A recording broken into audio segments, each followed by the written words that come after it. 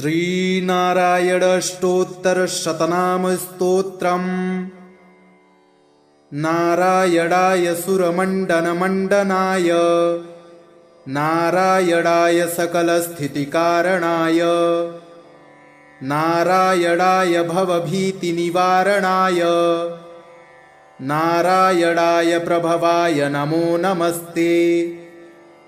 नारायणाय शतचन्द्रनिभाननाय नारायणाय मणिकुण्डलधारणाय नारायणाय निजभक्तपरायणाय नारायणाय सुभगाय नमो नमस्ते।